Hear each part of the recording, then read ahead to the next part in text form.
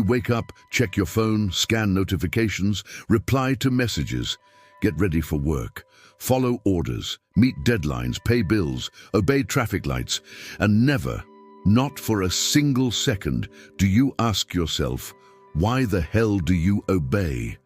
Who decided?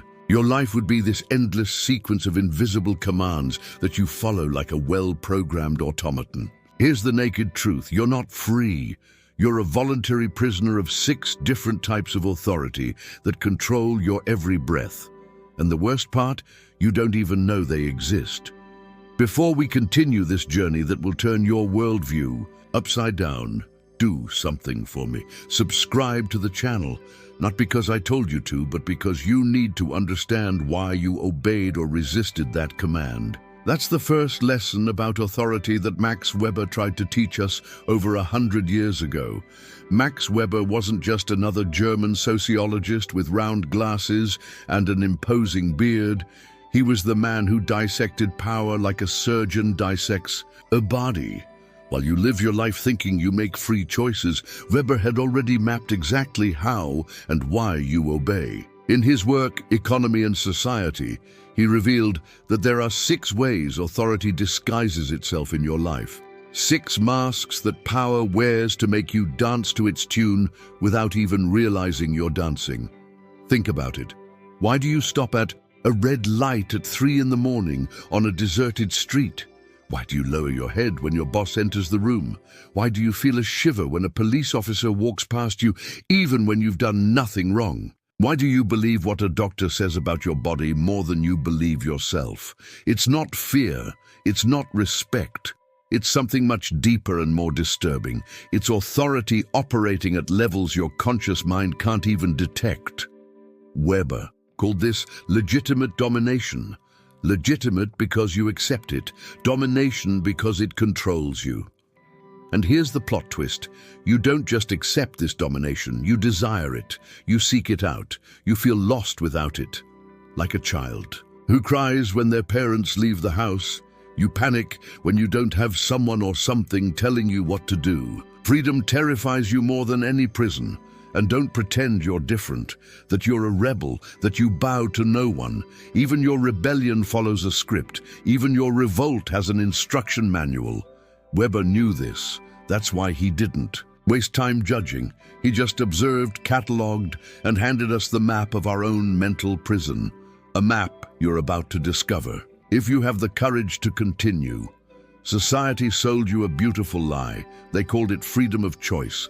They wrapped it in shiny packaging labeled democracy, capitalism, and individual rights. They taught you that unlike those poor souls in dictatorships or ancient kingdoms, you are the master of your own destiny. You can vote. You can choose your career. You can buy whatever you want. You can speak your mind. You can even choose your gender.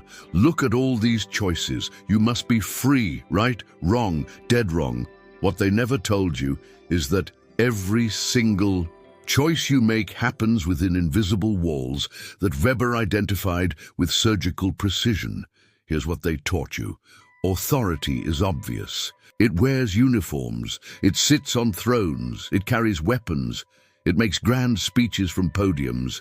Authority is that thing that oppresses people in other countries, in other times. Not here, not now, not you. You live in the age of enlightenment, where reason rules and everyone is equal. Your teacher told you this. Your parents confirmed it. The media celebrates it. Your entire education was designed to make you believe that you've evolved beyond the primitive need for masters and servants. But Weber saw through this cosmic joke. While you're busy choosing between 40 types of breakfast cereal, thinking you're exercising free will, the real authority structures are laughing at your naivety. They don't need chains or whips anymore. They have something far more powerful, your belief that you're already free. It's genius, really. The most effective prison is the one where inmates think they're guards. You've been programmed to recognize only the crudest forms of authority. The dictator, the tyrant, the abusive boss. These are amateurs compared to the real masters of control. Real authority doesn't scream. It whispers. It doesn't force. It suggests, it doesn't command, it influences. And you? You mistake this for freedom because nobody is literally holding a gun to your head. Think about your daily choices. You choose to go to college because you want a good job. But who decided that good jobs require college? You choose to get married because you're in love. But who created the institution of marriage and convinced you that love needs legal documentation? You choose to work hard because you want success. But who defined what success looks like? Every choice you think you're making freely is actually a multiple choice question where someone else wrote all the options. The cultural myth goes deeper. It tells you that questioning authority is your right, that rebellion is always an option, that you can opt out anytime you want. Sure, go ahead, try it. Stop paying taxes, stop following social norms, stop participating in the economic system. See how free you really are. The system doesn't need to punish rebels anymore. It just waits for them to starve, go crazy, or come crawling back. Weber understood that modern authority is like water to a fish. You're swimming in it every second, but you can't see it because it's everywhere. It's the air you breathe, the language you speak, the thoughts you think. And the first step to understanding your chains is to stop pretending they don't exist. You're not in a cage. You're in something far worse. A prison where the bars are made of habits, the walls are built from expectations, and the guards are the voices in your head.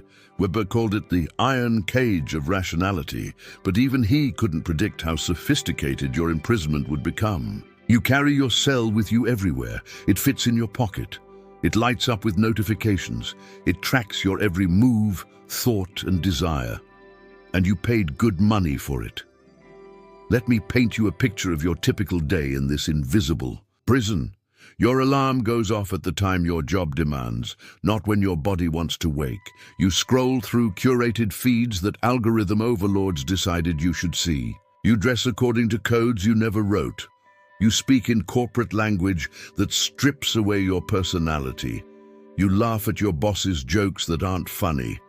You pretend to care about company values that mean nothing. You compete with colleagues who could be friends. You measure your worth in numbers someone else invented: salary, followers, credit score, body weight. But here's where it gets really twisted. You don't just obey these invisible rules, you enforce them. You judge others who don't wake up early enough. You feel superior to those with fewer followers. You give side eyes to anyone who dresses differently. You've become both prisoner and prison guard, victim and enforcer. Weber saw this coming. He knew that modern authority doesn't need external force when it can colonize your mind and make you do the dirty work yourself. The invisible prison has 6 walls, each one corresponding to one of Weber's types of authority. Traditional authority built the foundation. This is how things have always been done. Charismatic authority decorated the walls. Follow this inspiring leader. Legal rational authority wrote the rules. This is the proper procedure. Expert authority installed the cameras. Trust the science. Value rational authority programmed your conscience. This is morally correct. And effectual authority. That's the torture chamber where your emotions are weaponized against you. You feel this prison most acutely in moments of clarity. 3. AM thoughts. Sunday evening dread. That split second after you buy something you don't need. The emptiness. After achieving a goal someone else set for you. These are glimpses through the bars, moments when you almost see your cage. But then Monday morning comes, and you slip back into the routine, convincing yourself that this is just how life is. The genius of this prison is that it's constantly upgraded. New apps to check, new metrics to hit, new trends to follow, new fears to develop, new aspirations to chase. The walls keep shifting, so you never quite figure out the floor plan. You're always slightly off balance, always reaching for the next thing that promises to make sense of it all. But nothing ever does, because the prison isn't designed for your fulfillment. It's designed for your compliance. Weber knew that breaking free wasn't about revolution or rebellion. Those are just different cells in the same prison.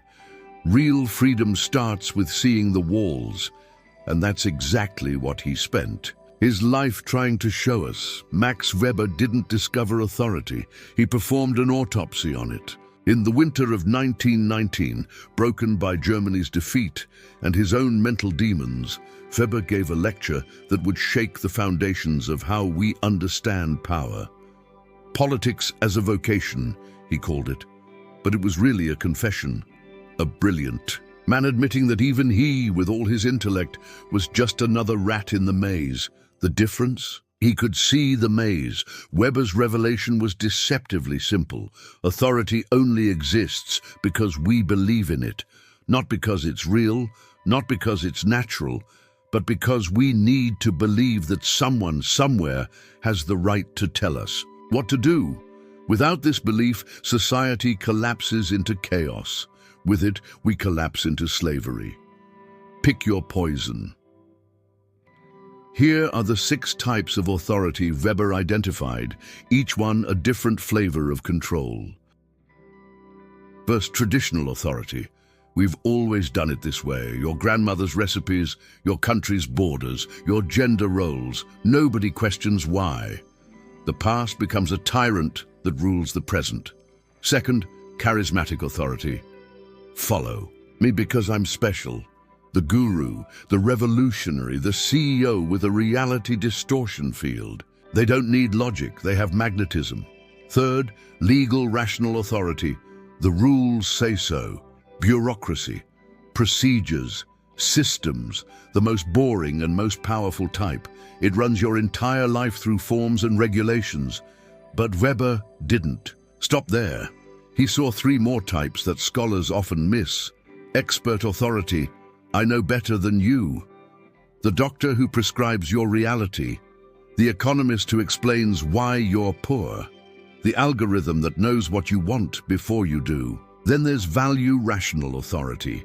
This is the right thing to do. Your conscience weaponized, your morals turned into chains, the voice that makes you feel guilty for being human. Finally, effectual authority. Feel this way. The emotional manipulation that makes you buy, vote, and obey based on manufactured feelings. What made Weber's analysis so devastating wasn't just identifying these types. It was showing how they work together, creating a web so complex that escape seems impossible. Your boss uses legal, rational authority backed by traditional authority. Your favorite influencer combines charismatic authority with expert authority. Your government mixes all 6 types into a cocktail that keeps you dizzy and compliant. Weber's own life was a testament to this tragedy. He saw the cage, but couldn't escape it. He understood power, but still craved it. He wrote about charismatic authority while secretly wishing he had it. His nervous breakdowns weren't just personal failures. They were the result of seeing too clearly in a world that demands blindness. Science as a vocation. His other famous lecture was really about the curse of knowledge. The more you understand about authority, the more you realize how trapped you are. But here's what Weber also knew. Understanding your chains is the first step to rattling them, not breaking them. He was too honest to promise that, but rattling them, making noise, creating friction, forcing the system to reveal itself. Because authority hates nothing more than being seen for what it really is, a collective hallucination that only works if we all agree to keep dreaming. This is the moment where everything breaks, where the person you thought you were meets the person you actually are. And they're strangers. Weber called this disenchantment, the stripping away of magic from the world.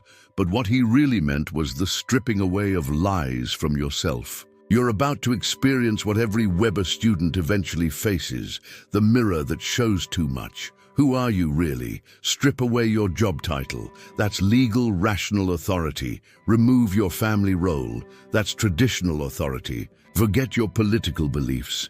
That's value, rational authority. Ignore your feelings about yourself. That's affectual authority. Stop trusting what experts told you about yourself.